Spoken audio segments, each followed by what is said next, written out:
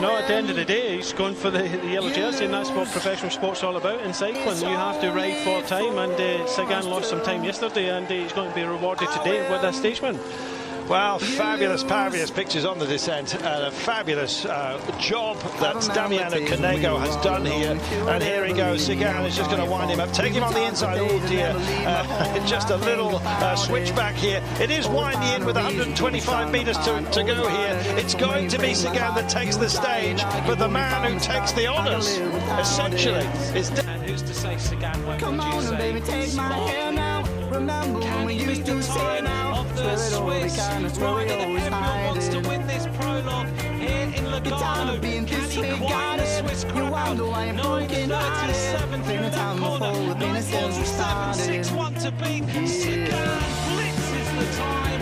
He's 3.06 seconds quicker than Cancellara.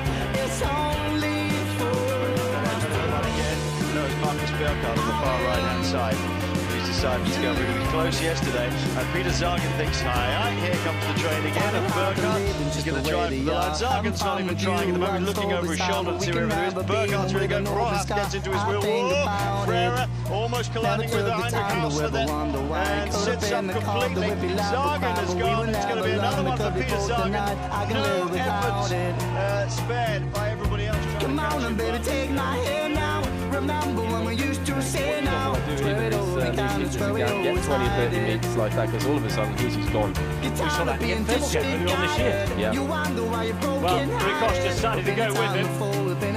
And Matthias Frank wants to close the gap as well. So important for these three guys, they don't lose seconds on each other.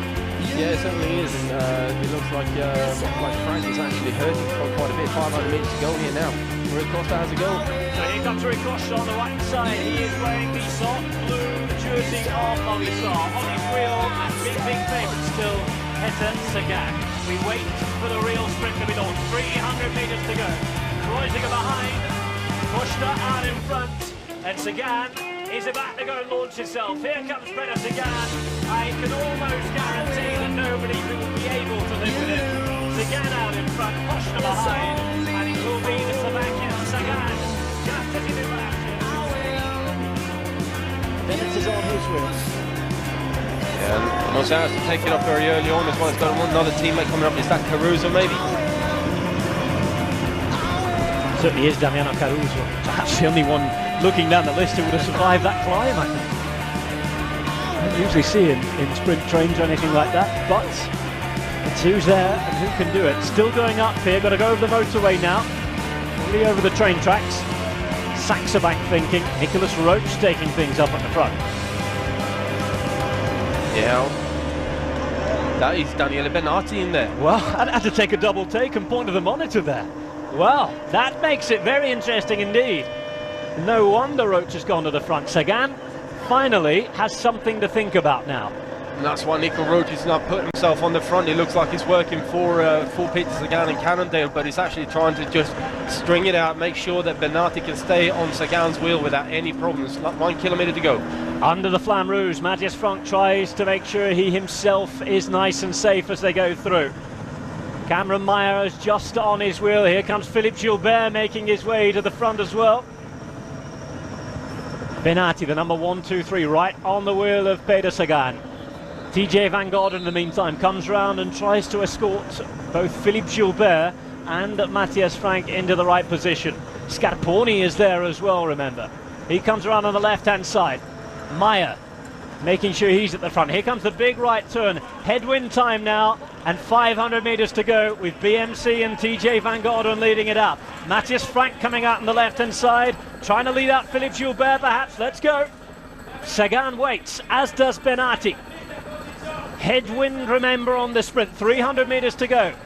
Sagan being led out now by his teammate Damiano Caruso, and here comes Benatti through the middle. Sagan is on his wheel. Cameron Meyer giving it a go as well, but it's Sagan against Benatti. Sagan has taken it through the middle, but Benatti still just about in front. No, Sagan. It's Peter Sagan in the last 20 metres or so, who just inches himself ahead of Daniele Benatti. The first real time that those have gone head-to-head this year. Tell you what, not a bad sprint either from Cam Meyer. Overnemen voor Van Avermaat.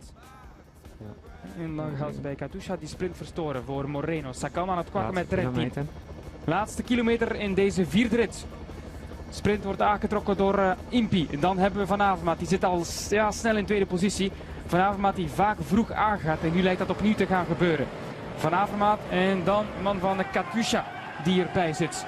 Impi zal nog lang door moeten trekken, want als hij van kop gaat, gaat Van Avermaet natuurlijk niet gelijk aan. En dit heeft natuurlijk als resultaat. Sagan rechts.